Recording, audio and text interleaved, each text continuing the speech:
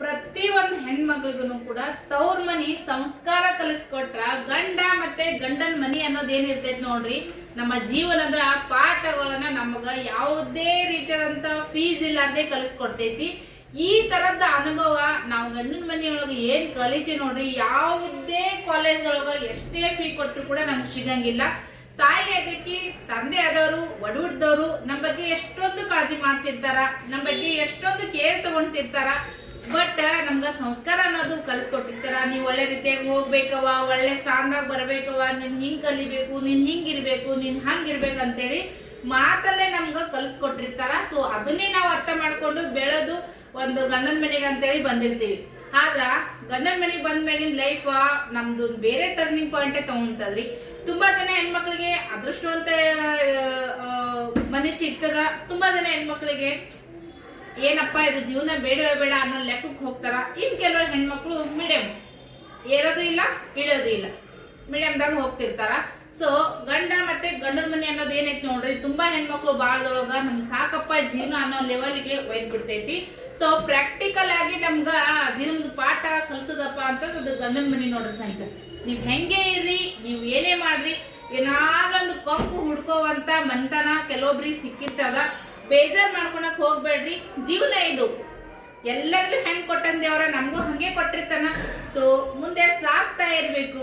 ಏನಾಗಲಿ ಮುಂದೆ ಸಾಗುಲಿ, ಬಯಸಿದ್ದೆಲ್ಲ ಸಿಗದು ಬಾಳಲಿ, ಬಯಸಿದ್ದೆಲ್ಲ ಸಿಗದು ಬಾಳಲಿ.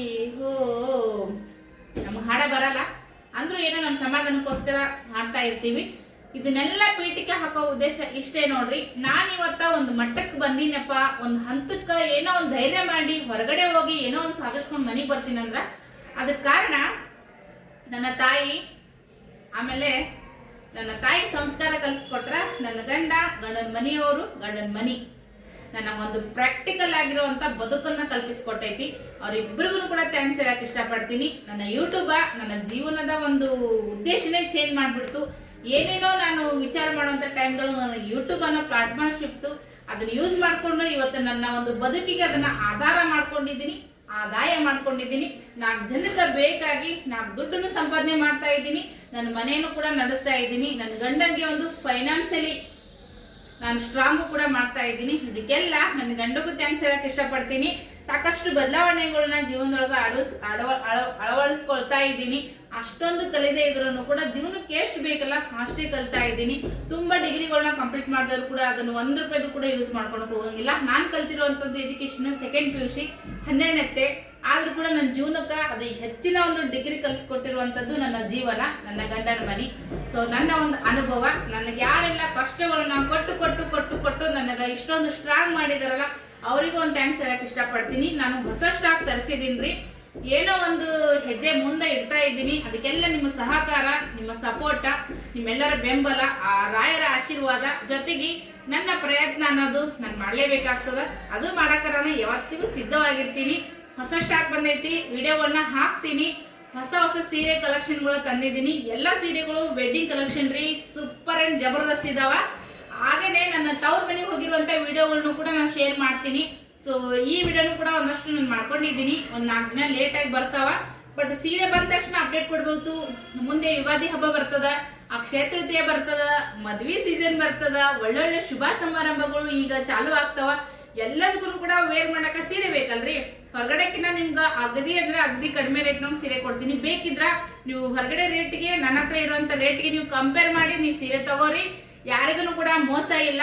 ನನ್ನ ಟ್ರಸ್ಟೆಡ್ ಯೂಟ್ಯೂಬ್ ಚಾನಲ್ದೊಳಗ ನಾನು ನಿಮ್ಗೆ ಒಳ್ಳೊಳ್ಳೆ ಸೀರೆಗಳನ್ನ ಕಡಿಮೆ ರೇಟ್ನಾಗ ಕೊಡ್ತೀನಿ.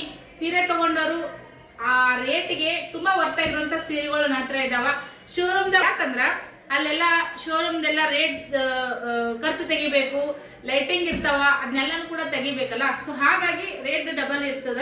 ಬಟ್ ನಮ್ಮ ಮನೆಯೊಳಗ ನಾನು ಒಬ್ಳೇ ಹ್ಯಾಂಡಲ್ ಮಾಡೋದ್ರಿಂದ ನಂಗೆ ಯಾವುದೇ ರೀತಿಯಾದಂತ ಎಕ್ಸ್ಟ್ರಾ ಖರ್ಚು ಏನು ಇರಂಗಿಲ್ಲ.